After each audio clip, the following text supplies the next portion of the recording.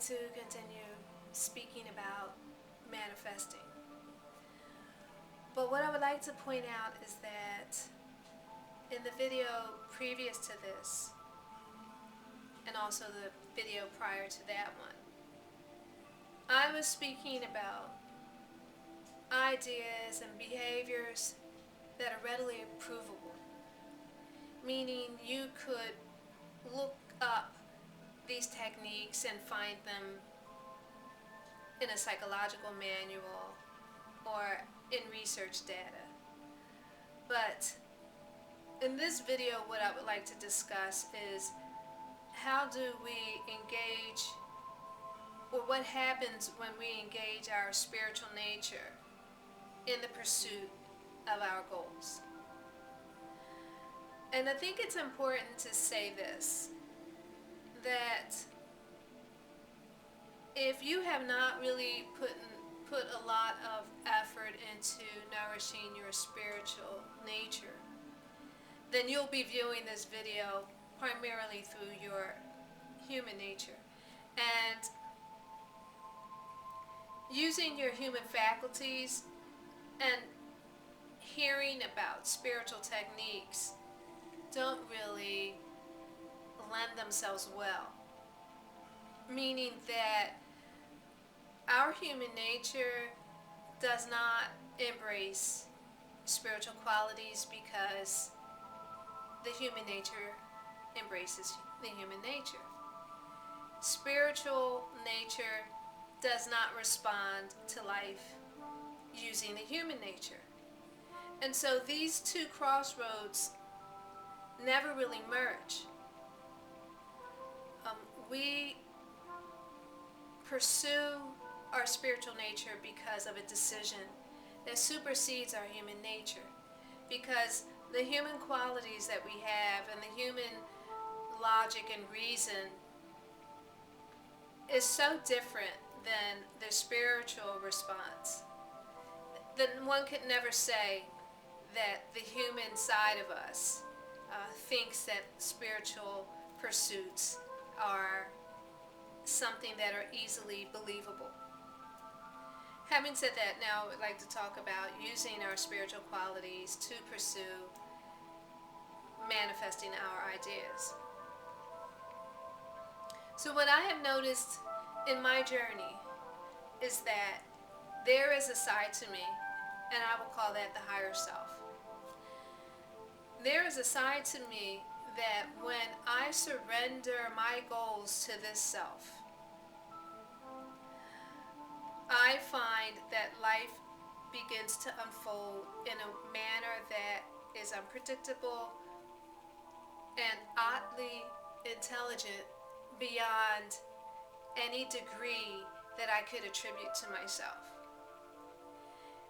And so I have had experiences where it seemed to me that my higher self is not only omnipresent, meaning everywhere, but that it can be a part of my past, even in the present moment.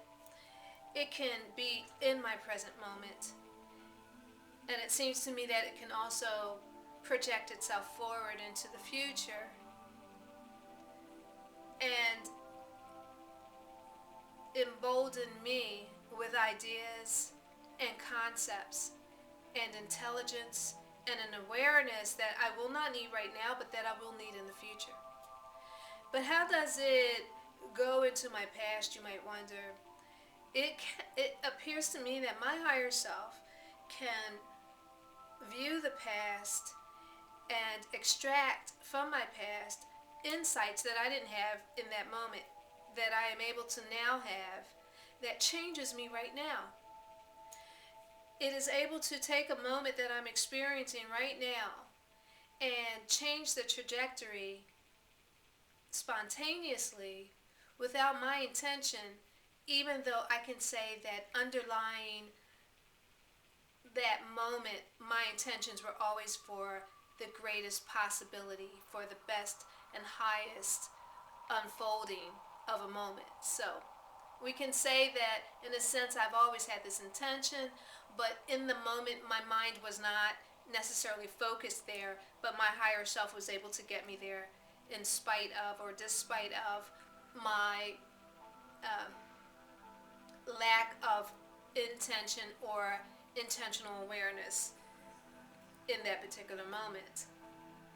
And it also has gone beyond the moment, knowing what I'll need tomorrow or next year or in a few months, and somehow causing me to have an interest in something that seems to me to be not very well suited to what it is I'm pursuing right now, but because it has come to my view and come to my attention, and because I completely embrace this whole idea of manifesting and attracting life and goals, I don't really look at situations as coincidental.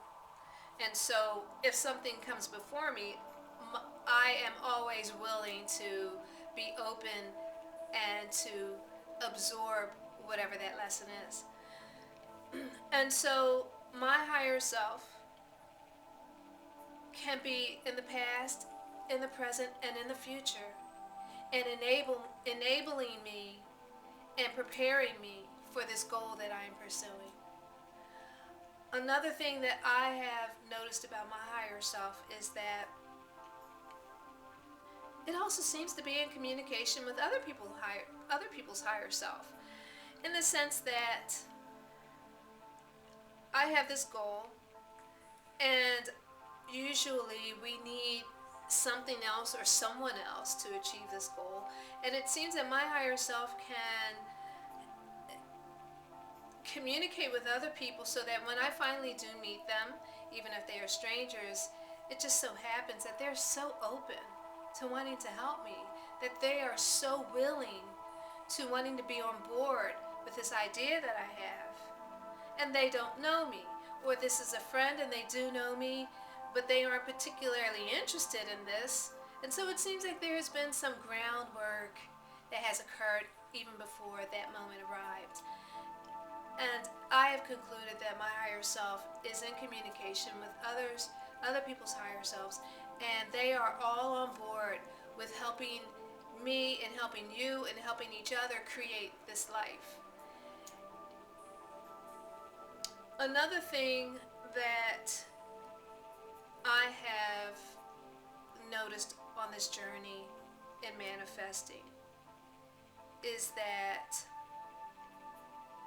the higher self, the universe, God, life, however that you conceptualize this mysterious intelligence that creates, it appears to me that this force loves to give birth, and it does so in spectacular ways, and it does so in the most abundant of ways. There aren't 20 stars, there aren't 20,000 stars, there aren't even 20 million stars, there are billions of stars. The universe is beyond measurement. The planets that we see are billions of years old, and the way that the solar system works and the way that everything comes together is done so with such genius that I have to conclude that God, the universe, life, or what have you, whatever term that you use, absolutely loves to create in the most exquisite of terms. And so we have in our arsenal this force that also wants us to create. And yes, I know it seems like we're doing it alone, and sometimes it does. Even to me, it feels like I'm all alone in this journey, and it just seems to be so difficult at times. But when I go into my meditation after a particularly difficult time, I feel such reassurance and such power that I know this to be true for me. And even though I know it in that moment, and even though it may not be the reality that when I awaken from my meditation and then I go about the business of pursuing my goal again, I still may feel trepidation. I still may feel the challenge. I've incurred or I have experienced this other aspect, this power that's behind me, that is at either side of me and that goes before me. I've experienced it enough times to know that I'm not doing this alone despite what it appears. And so what I've concluded is that simply because I feel a certain way does not mean that that feeling is reality, which gives me such relief. Which gives me such relief. It feels great to know that my feelings are not necessarily reality. And the last thing that I would say about bringing your spiritual resources on board with your endeavor to manifest your aspirations and your ambitions is that it seems to me that spirit is always endeavoring to transform itself into flesh. It is always intending to transform itself into matter. It is always endeavoring to take an idea and manifest itself on the material level. And it always seems to me that the spirit is always intending to be felt and sensed on the experiential level. And so it is my belief and it is my theory that spirit is always endeavoring to become flesh, or to become material, or to become the experienced. And here we are as flesh, always wanting our ideas, which are unseen, and so I will equate that with spirit. We are always endeavoring to spiritualize our lives by emulating God, in the sense that we are creators and we want to be creators, and that we endeavor to be creators, and that if we are not creating, we are not happy people. And that is for certain. If we are not manifesting our ideas, if we are not having enough time to imagine a life that's better than what we are experiencing now, if we do not find that we have the hope or the faith to even think that our circumstances can change, we will always find ourselves miserable, depressed, and angry, because inside of us is, in my belief, this explosive, this magnificent spiritual potential that is always endeavoring to be expressed on the theater of the world. And so what I would like to say in conclusion is that even though it feels as though we are alone in wanting to create our ideas, it is actually the opposite. What do I mean by that? It is life, it is the creative principle, it is God itself that wants us to create. And that any ideas that we have actually do not stem and are not born from this human mind. They are actually inspirations. We don't know that they're inspirations because they occur within this little space between the two ears, right? And so to us it seems like it's us having this idea. But I would dare say that every inclination to create something that is beautiful, something that is spectacular, something that is incredibly intelligent, actually is spurred from a higher level. And in that sense, we are not doing this alone. We actually have resources that are omnipotent, that are all powerful, that have absolute ability to create. And so our higher selves are so awesomely powerful that the skill set that it takes to create in this world, it supersedes infinitely.